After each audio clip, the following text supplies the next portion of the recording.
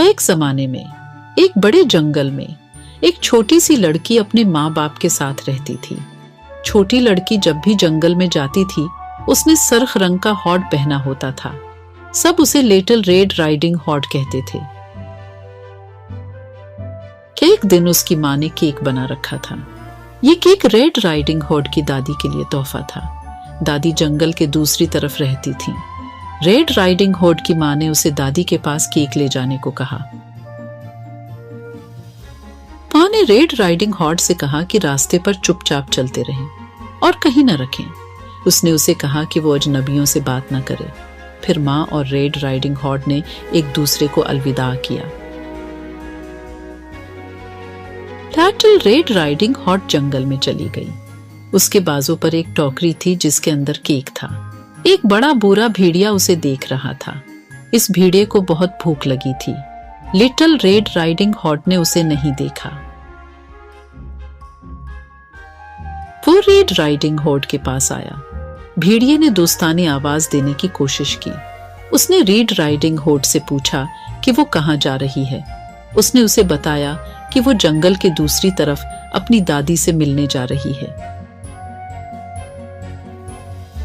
बड़े बोरे भेड़िए ने रेड राइडिंग हॉर्न से कहा कि वो दादी के लिए कुछ फूल भी ले जाए। जब रेड राइडिंग हॉर्न फूल चुन रही थी, भेड़िया भाग गया। वो रेड राइडिंग हॉर्न से पहले दादी के घर पहुंचना चाहता था। बड़ा बूढ़ा भेड़िया दादी के घर पहुंचा। उसने दरवाजे पर दस्तक दी। दादी ने पूछा कौन है। भेड़िए ने अपनी आवाज बदली और कहा कि ये रेड राइडिंग हॉर्न है। दादी ने कहा कि दरवाजा खुला है। बड़े बोरे भेड़िए ने खुद को अंदर जाने दिया। दादी ने उसे देखा और चीखने लगी। उससे पहले कि वो कुछ करती, बड़ा बोरा भेड़िया दादी को निगल गया। बड़ा बोरा भेड़िया मुतमईन नहीं था। वो रेड राइडिंग हॉर्न को भी खाना चाहता था। बड़े बोरे भेड़िए ने खुद को दादी के कपड़े पहनाए। वो उसके बस्तर पर चढ़ गया। वो रेड राइडिंग हॉर्न के आने का इंतजार करने लगा।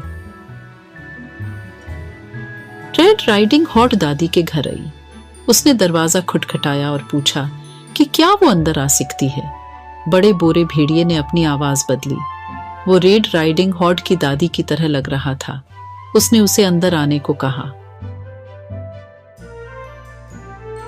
रेड राइडिंग हॉर्न ने कहा कि उसकी दादी की आवाज कितनी गहरी थी। भेड़िए ने कहा कि उसे सलाम करना बेहतर है। रेड राइडिंग हॉर्न अपनी दादी के करीब चली गई। उसने कहा कि उसकी कितनी बड़ी आंखें थीं। भेड़िए ने कहा कि वो उसके साथ मिलना बेहतर है। रेड राइडिंग हॉर्न ने कहा कि दादी के बड़े कान हैं। भेड़िए ने कहा कि वो उसके साथ बेहतर सुनता है। भेड़िए ने उसे करीब आने को कहा। रेड राइडिंग हॉर्न ने कहा कि उसके कितने बड़े दांत हैं। भेड़िए ने उसे बताया कि वो उसके साथ खाता बेहतर है। भेड़िया बस्तर से कूद पड़ा। रेड राइडिंग हॉर्न चीख उठी। रेड राइडिंग हॉर्न घर से भागी। बड़े बोरे भेड़िए ने उसका पीछा किया। उसने एक लकड़हारे को देखा। रेड राइडिंग हॉर्न ने उसे बताया कि भेड़िया उसकी दादी को खा गया है। दिलेर लकड़हारे ने बड़े बोरे भेड़िए को उठा लिया। उसने उसे हिलाया और दादी बाहर निकल आए। वो डर गई लेकिन महफूज और ठीक है। लाकड़ी काटने वाला, दादी और रेड राइडिंग हॉर्न सब ने भेड़िए को भागते देखा। वो अब खुश थे।